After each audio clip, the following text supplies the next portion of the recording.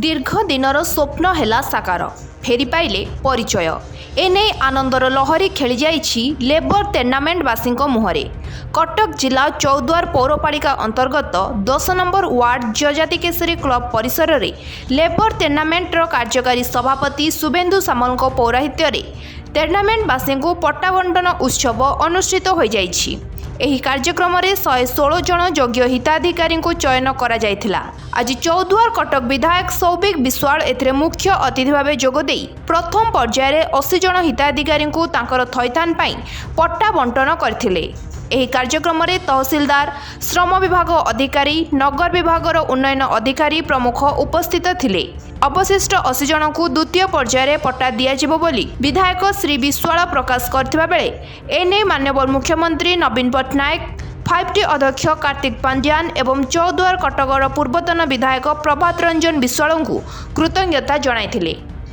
आज आम समस्त बहुत बड़ खुशी दिन कहले अत्युक्ति हेनी। आज आम लेबर टूर्नामेंट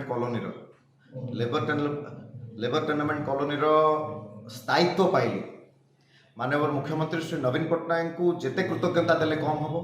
माननीय मुख्यमंत्री श्री नवीन पट्टनायक को कृतज्ञता देवा सहित डॉक्टर प्रभात रंजन विश्वाल को बहुत बहुत कृतज्ञता जनइबी जहाँकर निष्ठापर उद्यम थिला जो कि आज लेबर टूर्नामेंट कॉलोनी पट्टा पाइबा जाउछि। माननीय मुख्यमंत्री श्री नवीन पट्टनायक डायरेक्शन देथिले गत कैबिनेट 2023 मसीहा कैबिनेट रे मंजूर करा जाइथिला। कैबिनेट रे लेबर टूर्नामेंट कॉलोनी रो पट्टा तांकू हस्तांतर करा जिवो योग्य हिताधिकारी मानू। आज सत कथा कहवाई गले आपण माने भी निजे अनुभव करि पारुथबे जो श्रमिक भाई भौणी मानक मुहरे हस देखा पाउचंती ताहा हृदय रु आसुची। दीर्घ दिनर प्रस्ताव थिला, दीर्घ दिनर दाबी थिला। से दीर्घ दिनर प्रस्ताव, से दीर्घ दिनर दाबी आज पूरण होईछि। बहुत दिनर स्वप्न थिला, से स्वप्न आज वास्तवतार रूप नहीं। मु धन्यवाद देवी कार्तिक पांड्यान सर को जे कि यही विषय रे तांको सहित डॉक्टर प्रभात विश्वाल बहुत थर आलोचना होती लेबर टूर्नामेंट स्थायित्व विषय रे।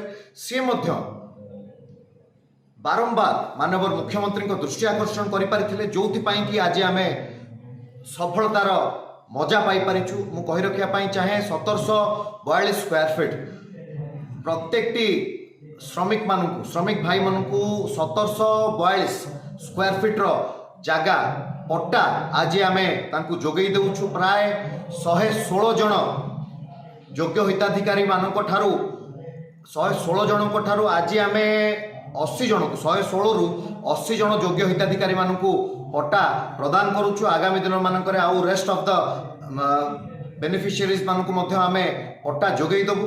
आजिर ए दिन मु भाबुछि आजिर ए पवित्र मुहूर्त, ए ऐतिहासिक मुहूर्त चिरदिन पई समस्त लेबर टूर्नामेंट कॉलोनी मोर भाई भौणी मोर गुरुजन माने माँ मानकर चिरस्मरणीय हो रही बोली मोर विश्वास।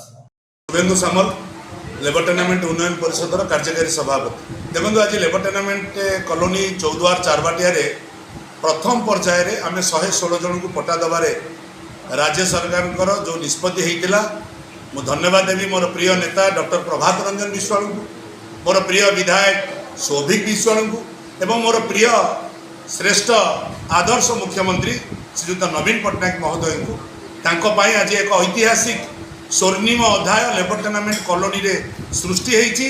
मु भी एक कॉलोनी बासिंदा, मु भी आज मोर परिचय फेरी पाई, मोर ठिकाना बदली। यह ही मोर गर्व एवं मोर गौरव जे चौद्वार लेबर टूर्नामेंट कॉलोनी तार हृत गौरव अनेक वर्ष पर फेरी पाई। तेणु मुझे धन्यवाद देवी मोर कॉलोनीवासी स्नेह श्रद्धा और कठिन परिश्रम। मु समस्त को धन्यवाद देवी जे समस्त सहयोग आशीर्वाद आज ये सुंदर कार्यक्रम ये समापन होती।